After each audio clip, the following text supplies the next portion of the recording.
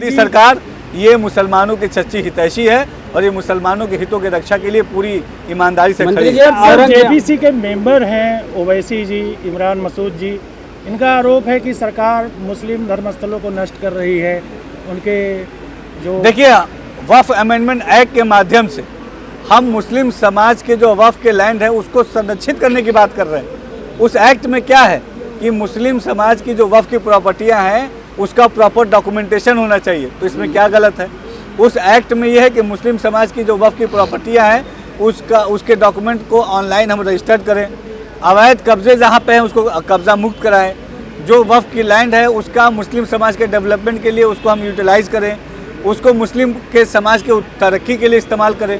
तो ये हाँ, एक तरफ मोदी सरकार है जो वक्फ के माध्यम से मुस्लिम समाज के डेवलपमेंट को सुनिश्चित करना चाहती है, दूसरी तरफ कुछ खास लोग हैं, कुछ खास दल के नेता हैं जो वक्फ के माध्यम से अपने निजी राजनीतिक स्वार्थ को चमकाना चाहते हैं और वक्फ की संपत्तियों पर काबिज होना चाहते हैं। मंत्री जी, औरंगजेब की कब्र को लेकर विवाद चल रहा है महाराष्ट्र में, उसको लेकर क्या कहेंगे आप? देखिए, आज हमारा देश विकसित भारत 2047 का हमने संकल्प लिया है। देश, हमारा भारत देश दुनिया के जो टॉप देश हैं उनमें वो शुमार हो रहा है।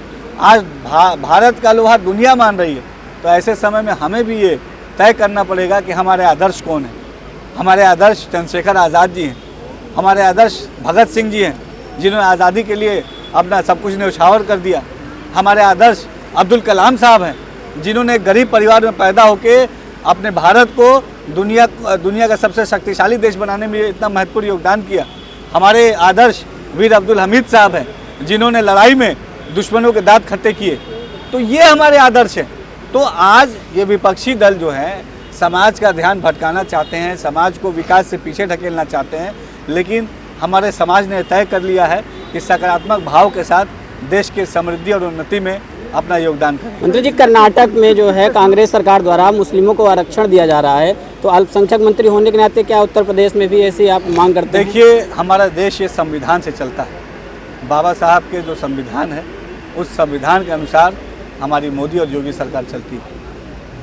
सर, जिस तरह से किट बांटा जा रहा है उस पर क्या कहेंगे सर?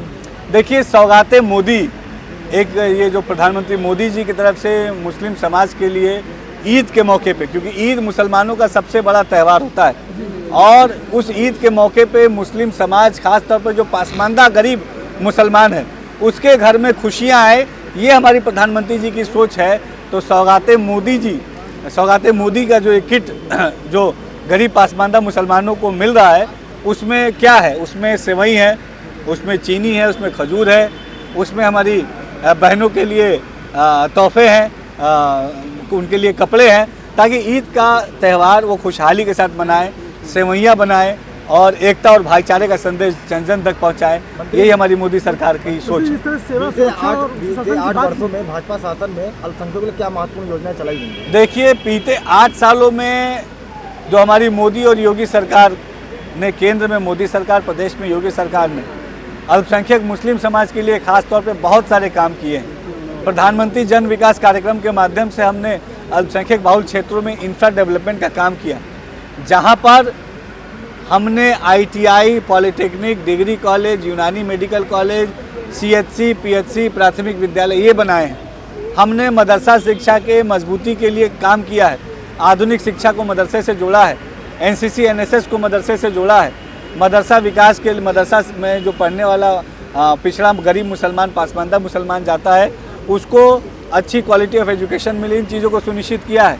हमने हमारी जो मुस्लिम महिलाएं हैं जो ट्रिपल तलाक का जो दंश झेल रही थी उनको उस दंश से मुक्त कराया है।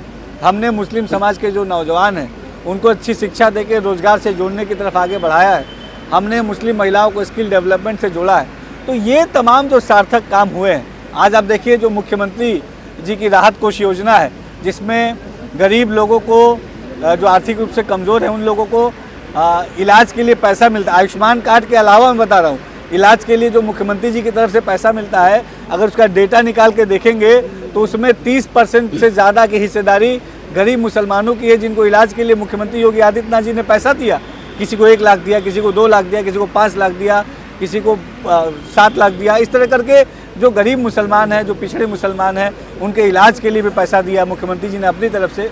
ये बहुत अभूतपूर्व है। मैं लगातार हमलावर है हर कार्यक्रम को लेकर के, हर बात के उद्देश्य को लेकर के, इसको क्या कहेंगे? देखिए, विपक्ष जो है ये बहुत नकारात्मक तरीके से काम कर रहा है। विपक्ष पूरी तरीके से जनता की नज़रों में भी फेल साबित हुआ। अलग अलग चुनाव में जनता ने उन्हें नकार दिया और एक विपक्ष की भूमिका निभाने में भी विपक्ष पूरी तरीके से फेल साबित हुआ।